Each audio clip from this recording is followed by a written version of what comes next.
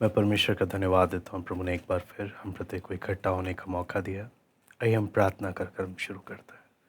हमारे स्वर्गीय पिता प्रभु जी, हम आपका धन्यवाद देते हैं प्रभु, आपके हर एक भलाइयों के लिए पिता, आपके हर एक उपकारों के लिए हम आपको धन्यवाद देते हैं। नम्रता से आपके चरणों में हम आते हैं प्रभु। आपका वचन जब हम सीखने के लिए जा रहे हैं पिता, समझने के लिए हम एक एक को सहायता कर वचन को, और हम एक एक के मनों को प्रभु आप खोल कर दें। प्रभु आपकी दया, आपकी अगुवाई मांगते हैं। हम एक एक से बात कर पिता, सरादर महिमा केवल हम आपको देते हैं। प्रार्थना प्रभु यीशु मसीह के नाम से हम मांगते हैं, आमीन।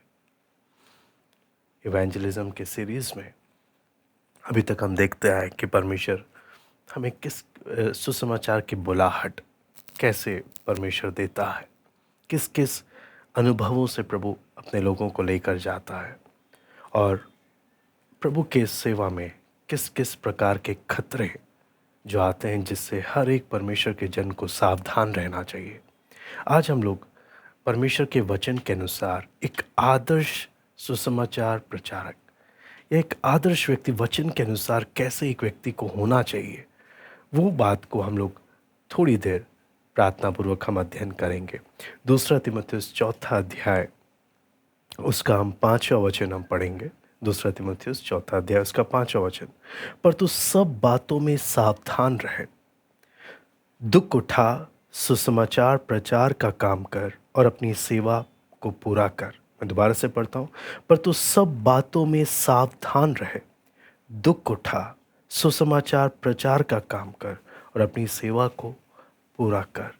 तो यहाँ पर हम देखते हैं वचन में पौलुस तीमुथियुस को चिट्ठी लिखते वक्त बोलता है कि सुसमाचार का काम करना है ना, सावधान रहना है, सब बातों में दुख उठाना है ना। आजकल लोग, अगर हम देखें, आमतौर पर लोगों की सोच कैसी होती है, सुख उठाओ, सुख के पीछे जाओ।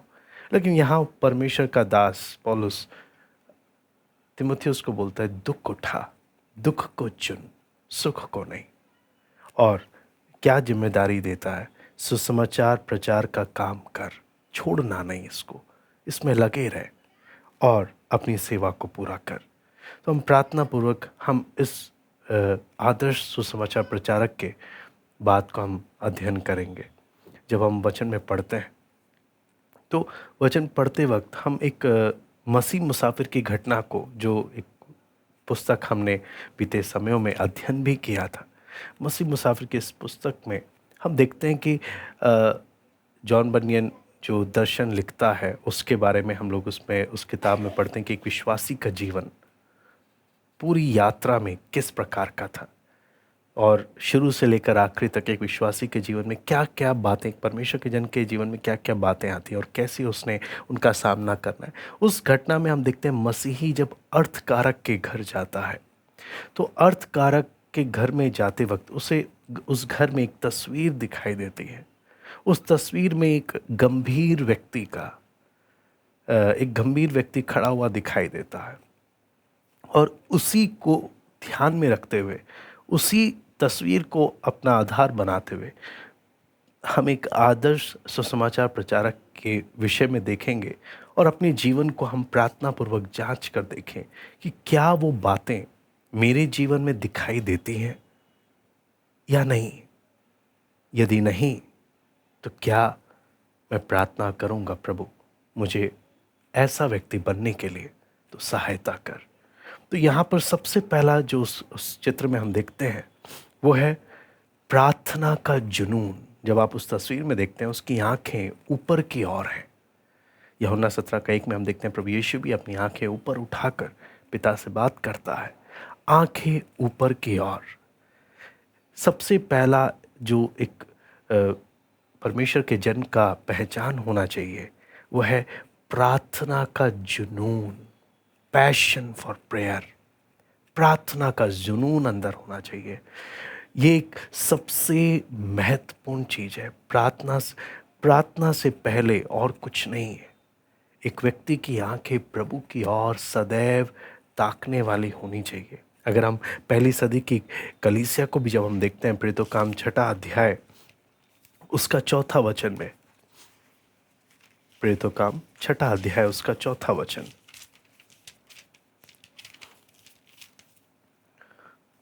परंतु हम तो प्रार्थना में और वचन की सेवा में लगे रहेंगे। यहाँ पर भी आप देखें प्रेरित लोग क्या बोल रहे थे। आप देखिए कलीसिया जब बढ़ने लगी तो बहुत सारी बातों के झगड़े होने लगे कि शारीरिक सेवा में कौन हाथ बढ़ाएगा। तो प्रेरित लोगों ने बोला भाई हम इन कामों में सांसारिक बातों में उलझेंगे नहीं, हम एक बात पे ध्यान देंगे। सबसे पहला लिखा है हम प्रार्थना में, नंबर 1 प्रार्थना, फिर वचन की सेवा में लगे रहेंगे, है ना। प्रार्थना और वचन, पहला प्रार्थना। कई बार हो सकता है हम बहुत शातिर हों, बहुत चालाक हों, बहुत लोगों को परखना जानते हैं, है, दूर देखकर लोगों के मन की भावनाओं को समझ लेते हैं, बोलने में बहुत अच्छे टैलेंटेड हो सकते हैं, है ना। आप चाहे कितने भी क्लेवर, कितने भी स्मार्ट क्यों ना हो, लेकिन अगर प्रार्थना का जीवन नहीं है तो आप सिर्फ एक ठनठनाते हुए बर्तन है, सिर्फ आवाज खूब करते हैं, ताकत नहीं है। पहली सदी की कलीसिया को अगर हम देखें, प्रार्थना पे वो बहुत ध्यान देते थे और प्रार्थना के कारण हम देखते हैं कितने बड़े बड़े काम उस समय की दुनिया को उन्होंने उलट पुलट कर दिया, क्योंकि वो प्रार्थना पे बहुत ध्यान देते थे। आजकल बहुत से लोग प्रार्थना को कम, सिर्फ वचन को बहुत ज़्यादा ध्यान देते हैं। लेकिन यहाँ पे हम क्रम देखें, हम प्रार्थना फिर वचन, है ना। प्रार्थना इम्पोर्टेंट है, बहुत ज़रूरी है। प्रार्थना एक विश्वासी की सांस है, उसकी प्रार्थना। तो आप सोच कर देखें कि अगर मेरी सांस प्रार्थना है, मैं कितना प्रार्थना कर रहा हूँ अपने जीवन में, मेरा प्रार्थना का जीवन आज कैसा है। अब यहाँ पर हम जब देखते हैं आंखें ऊपर की ओर है ना, और ऊपर की ओर जब आंखें हैं, ये एक गंभीर व्यक्ति की पहचान है। गंभीर व्यक्ति की पहचान बोलने का मतलब क्या है, ये आंखें ऊपर की ओर है, आंखों से आंसू नहीं रुकते हैं इसके, इसकी आंख की पहचान है, आंख गीली रहती है। ये जच्चा किसी पीड़ाएं सहता है ताकि और आत्माओं को जन्म दे सके। जच्चा किसी पीड़ा सहता है, इसे आत्माओं को जन्म देने का बोझ, वो पीड़ा इसको मालूम है।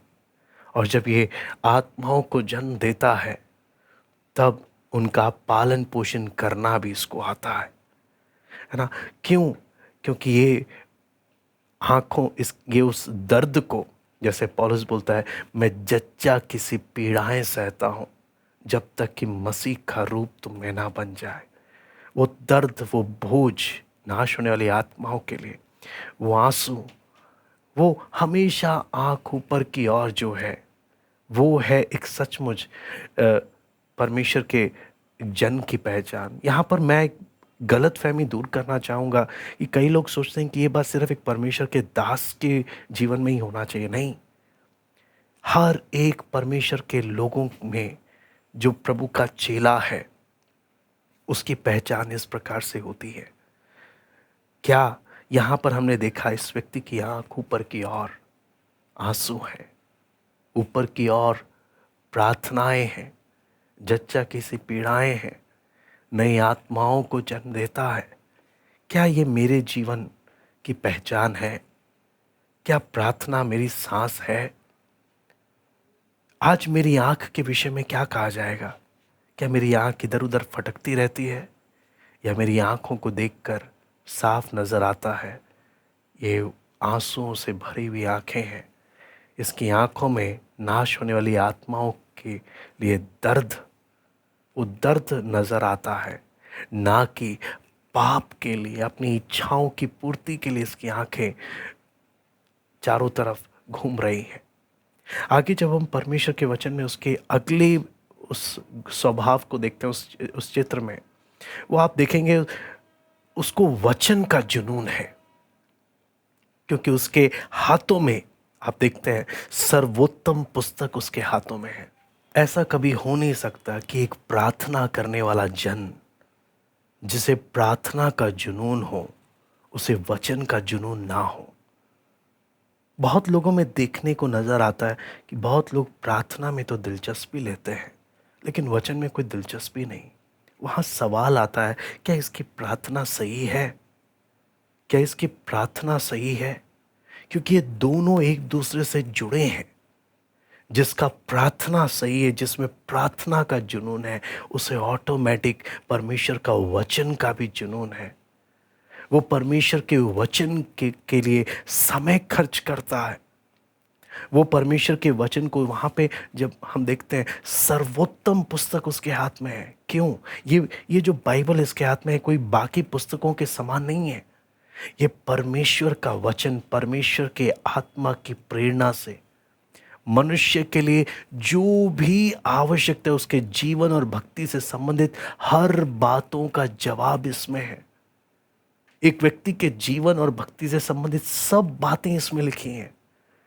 इसलिए, लेकिन एक बात है, खजाना जमीन के अंदर है, ऊपर तो सिर्फ रेत है।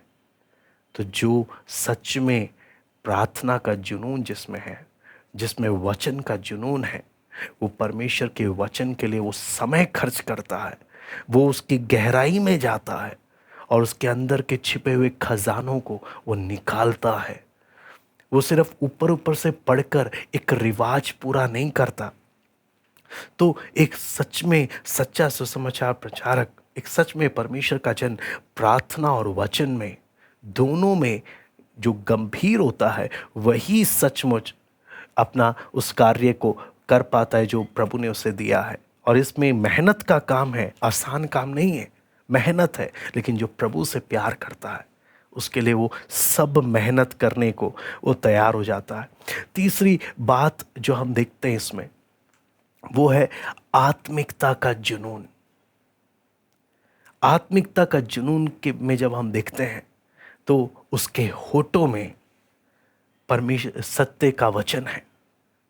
यानी उसके होठों में सत्य का वचन बोलने का मतलब, ये जब मुंह खोलता है, ये सिर्फ वचन पढ़ता ही नहीं है, ये जो प्रभु ने इसे सीखने को दिया, जो सत्य इसको मालूम चला, ये अपने उस होठों से दूसरों को भी बताता है वो सत्य। बहुत बार आप ध्यान रखना, इसमें एक सबसे महत्वपूर्ण बात आती है, होठों से, होठों में सत्य का वचन बोलने का अर्थ क्या है। इसका होठ फालतू की बातें नहीं करता है, फालतू की बातें नहीं, ये इधर की बातें उधर की बातें, चुगली, हाँ, कोई गलत बातें इसके मुंह से नहीं निकलती है।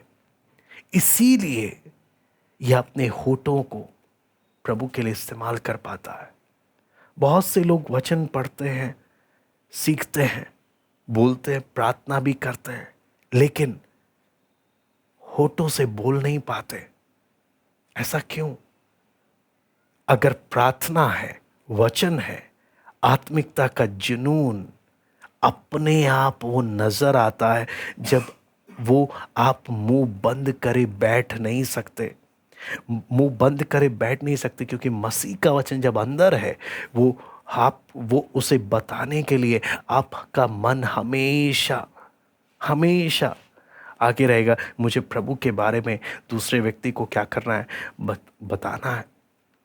प्रभु के बारे में दूसरे व्यक्ति को बताना है, लोगों को प्रभु के करीब लेकर आना है। तो ये सब बातें अपने आप जीवन से नजर आती हैं जब मेरे होठों में सत्य का वचन है।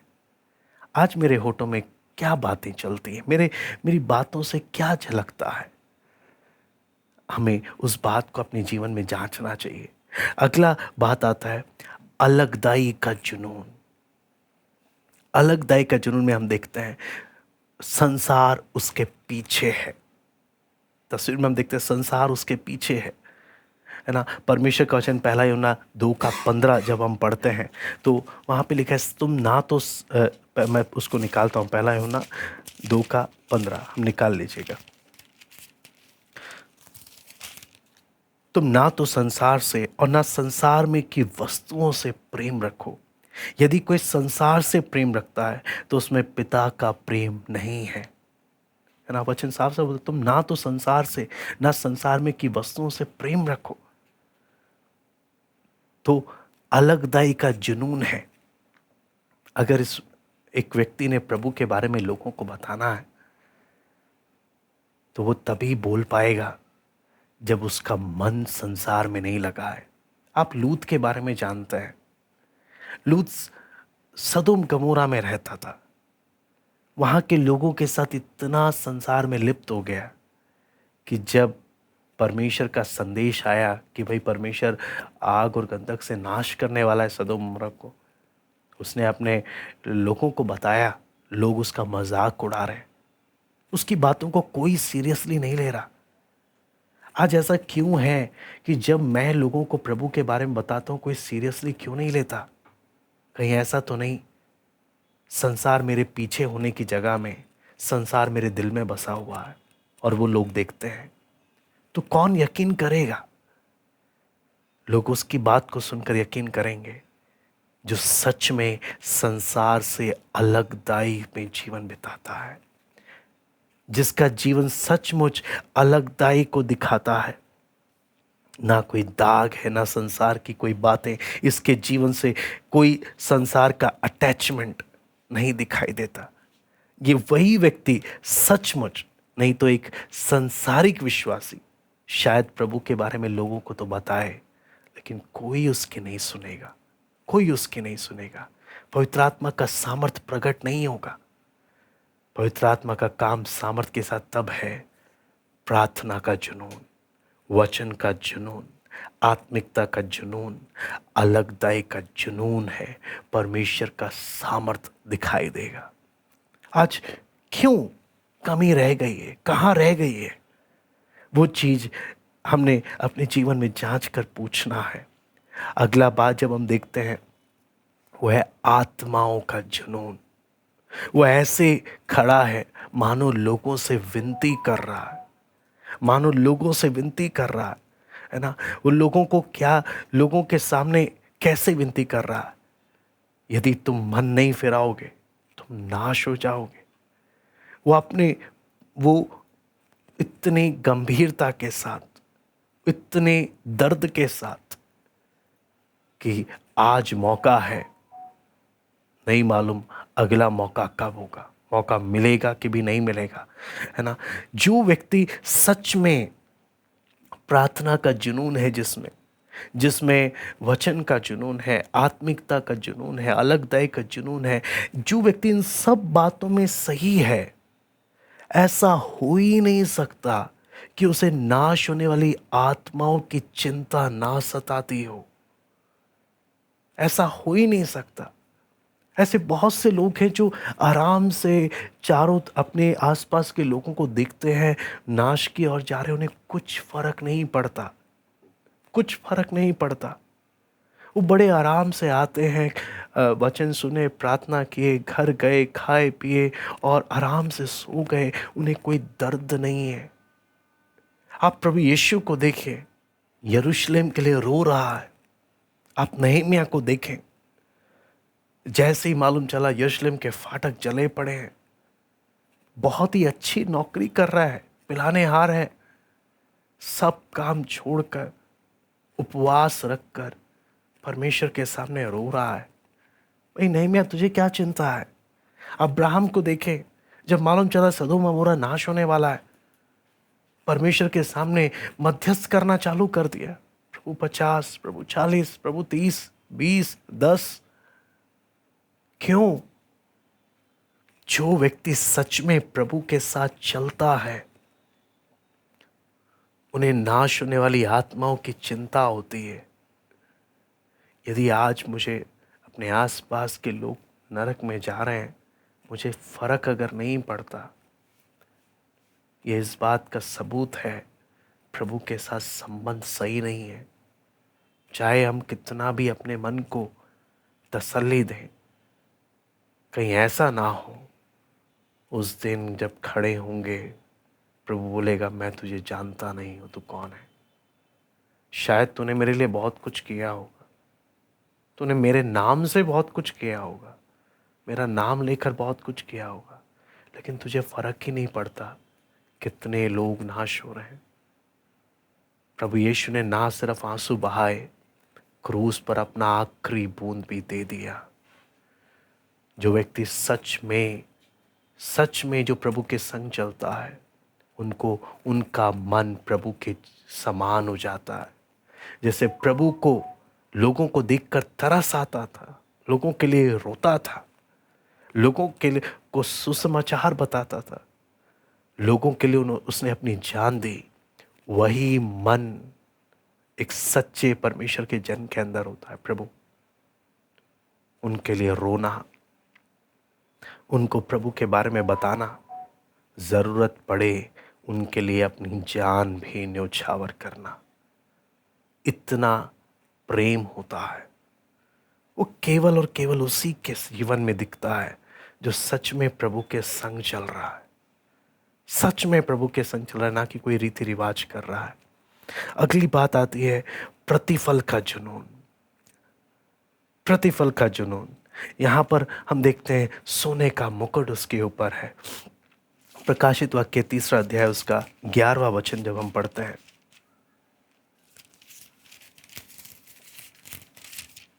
मैं शीघ्र ही आने वाला हूं, जो कुछ तेरे पास है उसे थामे रहे कि कोई तेरा मुकुट छीन ना ले, कोई तेरा मुकुट छीन ना ले। है ना? वचन क्यों ऐसे बोलता है?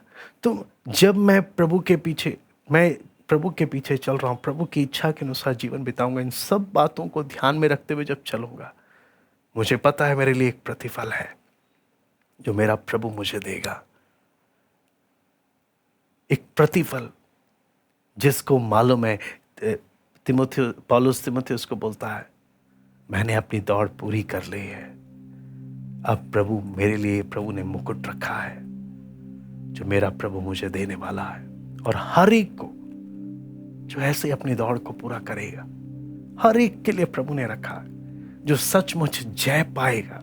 है ना? प्रकाशित वाक्य 2:10 जब हम पढ़ते हैं, यहां पे लिखा है, जो दुख तुझको झेलने होंगे उनसे मत डर, क्योंकि देखो शैतान तुम में से कुछ को जेल खाने में डालने पर है, ताकि तुम परखे जाओ। तुम्हें 10 दिन तक क्लेश उठाना होगा, प्राण देने तक विश्वासी रहे तो मैं तुझे जीवन का मुकुट दूंगा।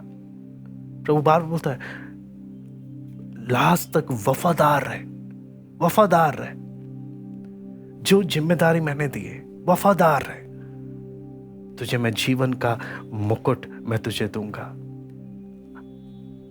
आज हमने ज्यादा नहीं, सिर्फ इन 6 बातों पर ध्यान देना है। क्या मैं इस आदर्श सुसमाचार प्रचारक का लक्षण क्या हम पर प्रभु के लोगों में दिखाई देता है? क्या प्रार्थना का वो जुनून है, जुनून, वो जज्बा है, वचन का जुनून है, आत्मिकता का जुनून है, अलगदाई का जुनून है, आत्माओं को जीतने का जुनून है?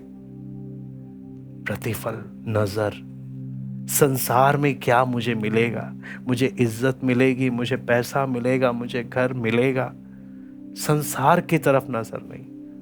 मेरा प्रतिफल इस संसार में मुझे नहीं मिलेगा, मेरा प्रतिफल उधर मेरे प्रभु ने मेरे लिए रखा है, मेरी नजर उधर है। इससे मैं इधर कुछ पाने की लालसा ही नहीं रखता। वो है एक आदर्श सुसमाचारक। हम अपने जीवन को जांचें। आइए हम प्रार्थना करते हैं। हमारे स्वर्गीय पिता प्रभु जी, हम आपको धन्यवाद देते हैं प्रभु। पिता, दया कर हम एक एक जो वचन हम सीखते हैं उसके द्वारा अपने जीवन को हम जांचने पाए कि हमारा जीवन क्या सचमुच ऐसा है। वो प्रार्थना का जुनून, वचन का जुनून, आत्मिकता का जुनून, अलगताई का जुनून, आत्माओं को जीतने का जुनून, प्रतिफल का जुनून। प्रभु दया कर इन बातों को और पिता हर एक को आप खोल कर दे।